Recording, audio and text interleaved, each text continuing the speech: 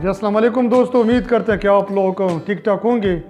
मेरा नाम अब्दुल खालिक खटक है। मैं पिछले 15 साल से मेडिकल फील्ड में काम कर रहा हूँ। आज की इस पर्टिकुलर वीडियो में मैं आप लोगों के साथ कुछ इन्फॉर्मेशन शेयर करने जा रहा हूँ और वो इन्फॉर्मेशन है कि जो एंटीबायोटिक हम इस्तेमाल कर रहे हैं ना, उसको किस तरह सही तरीके से हम इस्तेमाल करें ताकि उसके जो साइड इफ़ेक्ट है ना, उससे हम किसी न किसी हद तक बच जाएँ। इससे पहले मैंने एक वीडियो बनाई थी जिसका आप लोग थंबनेल स्क्रीन पर देख सकते हैं। उसमें मैंने इस बात का जिक्र किया था कि जो एंटीबायोटिक हम खाते रहते हैं ना, उसके साइड इफ़ेक्ट कौन कौन से हैं, कौन कौन से साइड इफ़ेक्ट हमारे जिस्म पर, हमारे जिस्म के मुख्तलिफ ऑर्गन पर असरअंदाज़ हो सकते हैं। वो वीडियो अगर आप लोगों ने नहीं देखे उसको आप लोग ज़रूर देखें ताकि आप लोगों को इस पता चल जाए, ताकि आप लोगों को इस बात का पता चल जाए कि जो एंटीबायोटिक हम मुख्तलिफ इन्फेक्शन के लिए इस्तेमाल करते हैं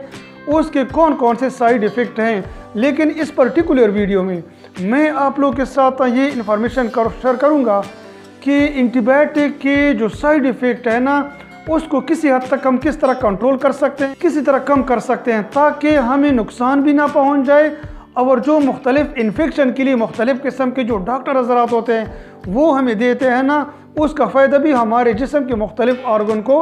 हो जाए। क्योंकि अगर ये एंटीबायोटिक हम सही तरह से इस्तेमाल करेंगे, डॉक्टर की हिदायत के मुताबिक इस्तेमाल करेंगे, तो किसी न किसी हद तक हम इसके जो साइड इफ़ेक्ट होते हैं ना, इससे हम किसी तरह से बच जाएंगे। सबसे पहली बात यह है कि जब आप किसी डॉक्टर के पास जाते हैं और मुख्तलिफ किस्म के इन्फेक्शन के लिए जो भी एंटीबायोटिक गोली आपको देते हैं, तो डॉक्टर से आप काइंडली अर्ज़ करें कि डॉक्टर साहब, जो एंटीबायोटिक आप मुझे दे रहे हैं क्या इसकी ज़रूरत है,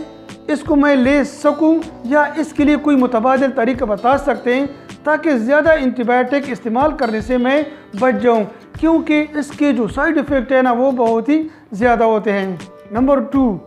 डॉक्टर से एंटीबायोटिक लेने से पहले आप डॉक्टर को काइंडली अर्ज़ करें, उसको बता दें कि डॉक्टर साहब, आप जो एंटीबायोटिक मुझे प्रिस्क्राइब करके दे रहे हैं इसकी कोई साइड इफ़ेक्ट है कि नहीं है, ये आप लोगों ने ज़रूर डॉक्टर से पूछ लेना है। आप डॉक्टर से ये भी पूछ सकते हैं कि डॉक्टर साहब, एंटीबायोटिक लेने से पहले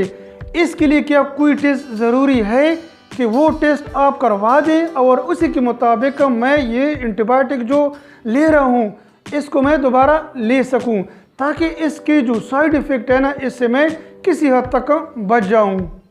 और आया ये एंटीबायोटिक जो आप मुझे दे रहे हैं, टेस्ट के बगैर दे रहे हैं, आया ये एंटीबायोटिक मेरी इन्फेक्शन के लिए ठीक भी है कि नहीं है, ये सवाल भी आप लोगों ने ज़रूर डॉक्टर से पूछ लेना है। आप डॉक्टर से ये बात भी पूछ सकते हैं कि डॉक्टर साहब, जो एंटीबायोटिक आप मुझे दे रहे हैं इसका कोई इस तरह मुतबादिल तरीका है जो बग़ैर एंटीबायोटिक के मुझे कोई रिलीफ मिल जाए,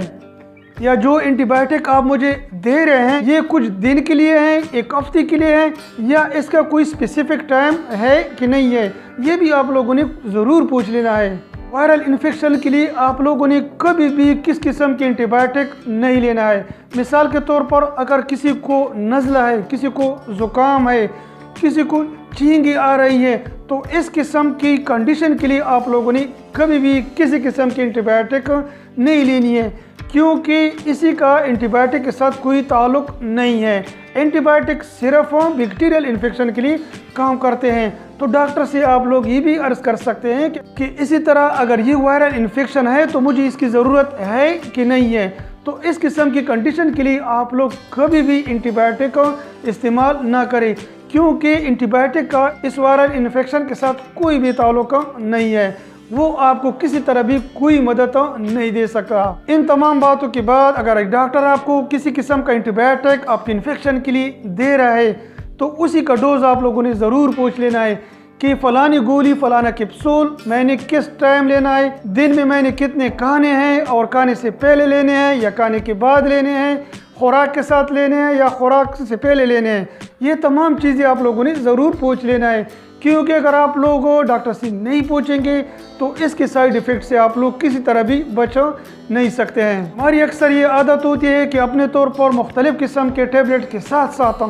एंटीबायोटिक का भी इस्तेमाल बकसरत करते रहते हैं, या कोई दोस्त हमें बताता है कि फ़लाना एंटीबायोटिक आप इस्तेमाल करें, मुझे भी अफाका हुआ था और आप भी इस्तेमाल करें तो इससे आपको भी अफाका होगा। हमने इस किस्म की एंटीबायोटिक कभी भी नहीं लेने हैं। किसी भी मेडिकल स्टोर से हमने किसी भी किस्म की भी कोई एंटीबायोटिक नहीं लेनी है। जो भी एंटीबायोटिक हमने लेनी है डॉक्टर से पूछ कर लेनी है, उसी की हिदायत के मुताबिक हमने इस्तेमाल करनी है। इन तमाम बातों का आप लोगों ने ख्याल रखना है। अगर आप लोग इन तमाम बातों का ख्याल रखेंगे तो एंटीबायोटिक के जो साइड इफ़ेक्ट्स हैं उससे किसी हद तक आप लोग